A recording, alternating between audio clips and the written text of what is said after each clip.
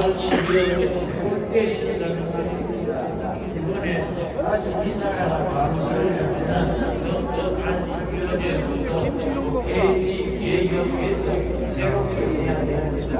여러분 실예를 들겠습니다. 어떤 사람들은 그럽니다. 이건 오늘 7만이 나왔는지 3일간 더 많이 나왔는데 왜 꿈에서도 그렇게 선동을 하고 그렇게 믿는 시민들이 많습니다. 저 하면 국민 동두천에 살고 있습니다. 동두천 옆에 파주시가 있습니다. 파주시 진동면의 경우에 진동면 투표자 가능수가 144명인데 실제 투표한 사람은 123명이랬습니다. 그런데 그 결과는 181명이 나왔습니다. 58명은 도깨비가 투표했는가 무슨 귀신이 투표했는가 그건 정말로 한 팩트 부정선거 팩트.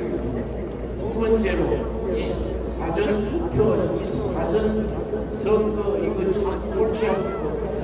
앞으로 선거법이 개정되면 사전 선거 이걸 없애야 될 줄로 압니다. 여러분,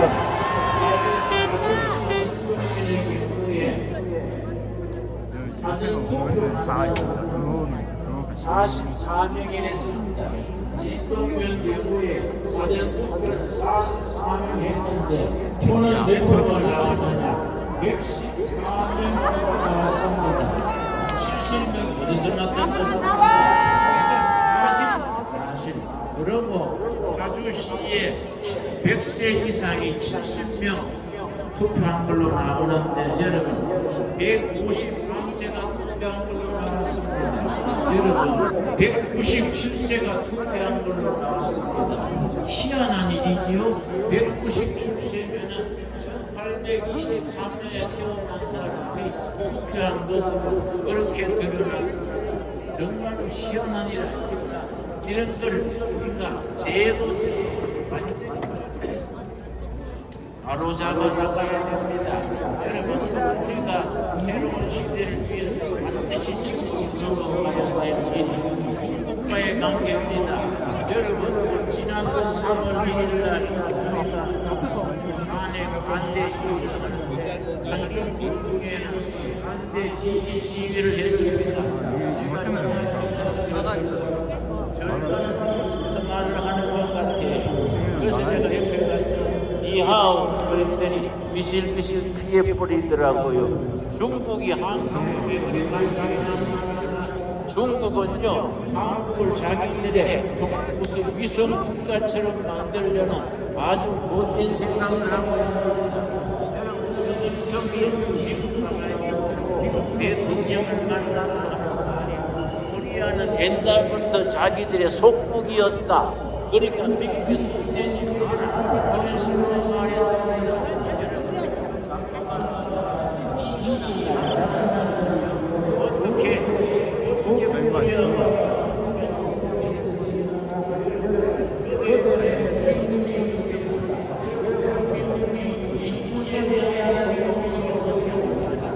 국에 대해서 이분으로 세워진 겁니다. 나는 북한의 여인을 썼습니다.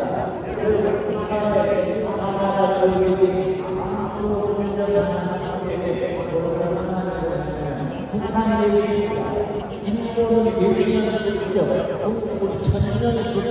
그렇게 썼습니다. 북한 사람들도 인도의 여인을 5년고 천년 5년을 그랬는데 이상하게 우리나라 정치가들 중에 더불어민주당 사람들 중에 중국을 모두 떠받는 사람들이 있습니다. 문재인 대통령이 베이징에서 방문하면서 중국과 한국은 공동 운명체입니다. 그런 올바른 소리를 했습니다. 여러분, 중국이 망하고 우리가 같이 망하고 중국이 흥하고 우리가 같이 흥한다. 공동 운명체입니까? 그러고 우리 문재인 대통령이 시진핑한테 그랬습니다.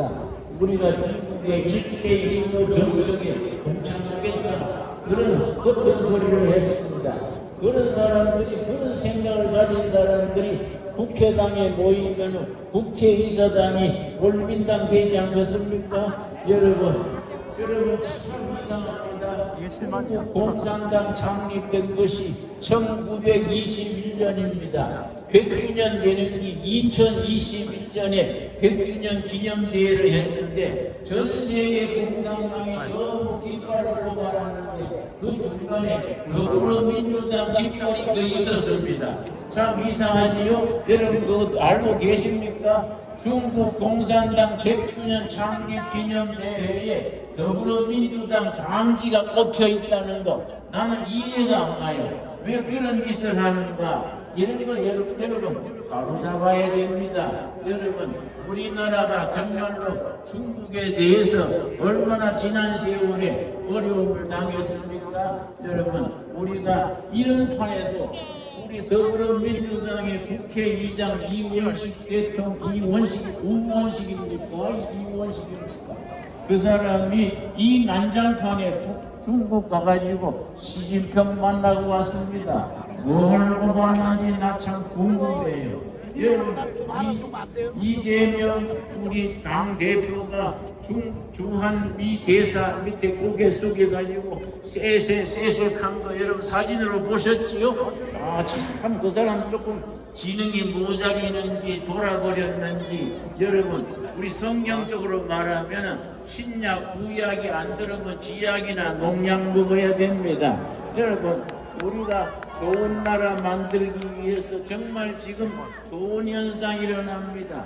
우리가 가르치지도 않았는데 2030 세대들이 자기 자발적으로 나와가지고 탄핵 취소, 탄핵 반대 외치는 것이 눈물이 나도록 고마운 겁니다. 내가 지난번에 한남동 대통령 관저 앞에 가서 청년 대학생이 그 추운데 떨면서 자리를 지키길래 자네는 이 추운데 어째서 나와서 이렇게 있는가 그랬더니 뭐라고 하는 거 아니 예 어르신네 나는 윤석열 대통령 때문에 나온 게 아닙니다. 그래서 그럼 어째서 나올 건데 그랬더니 자유민주주의 지키려고 나왔습니다. 그러고 하는 말이 그 대학생이 대답했습니다.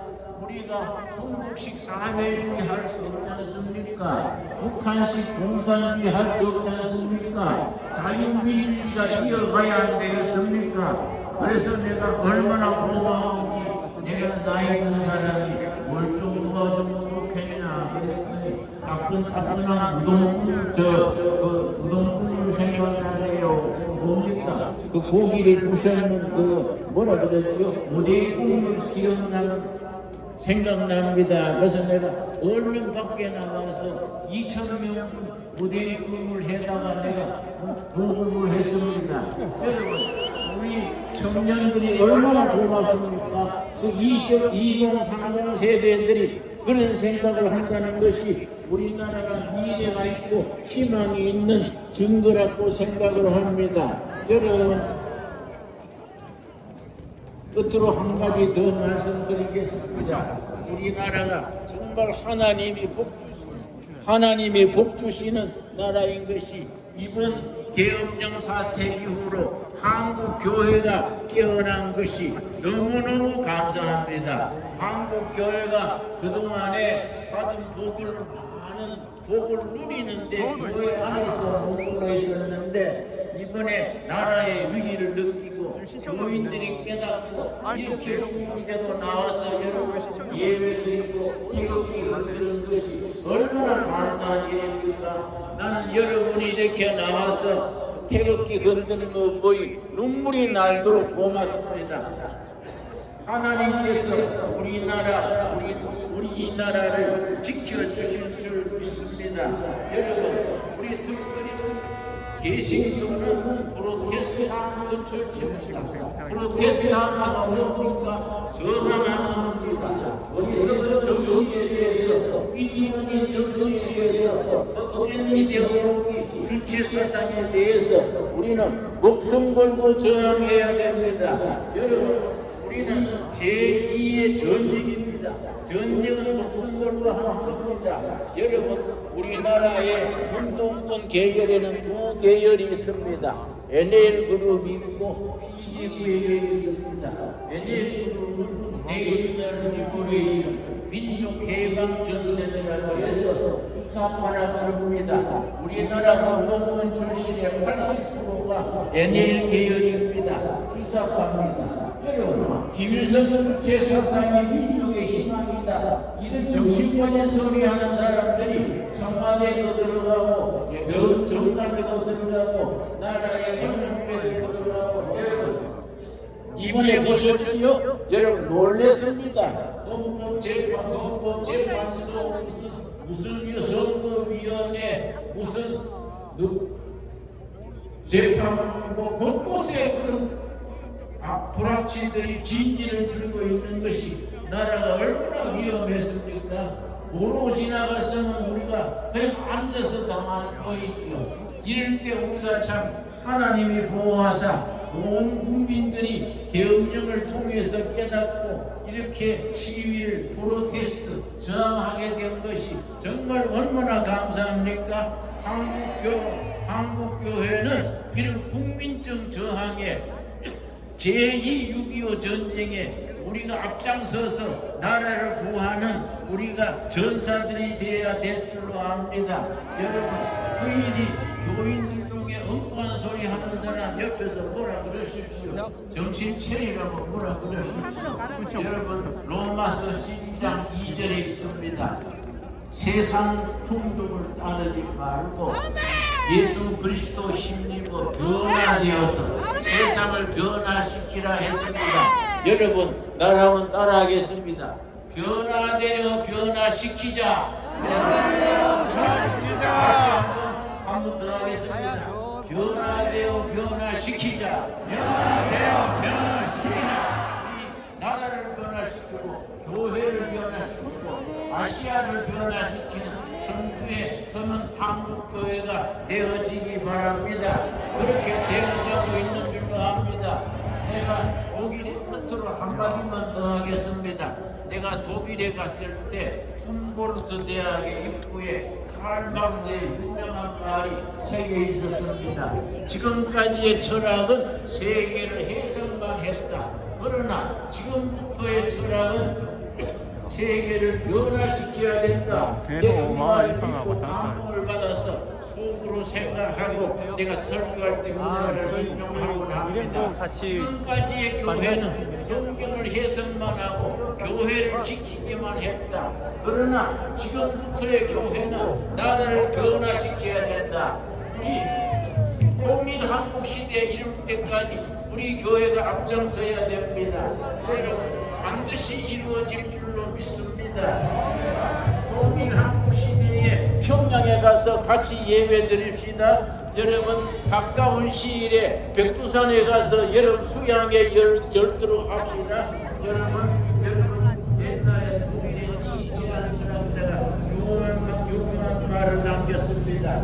나를 죽이지 못하면 나는 더 강한 사람이 될 것이다. 여러분 윤석열 대통령을 죽이지 못하면 더 멋지고 더 강한 윤석열 대통령이 될 줄로 믿습니다.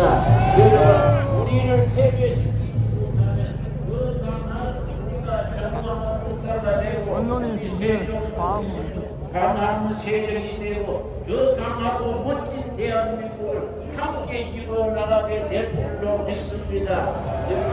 감사합니다. 네, 고맙습니다. 언론이 정확한 말씀을 주신 우리 마음 목사님께 건강하시라고 따로 함성을 보내주십니다.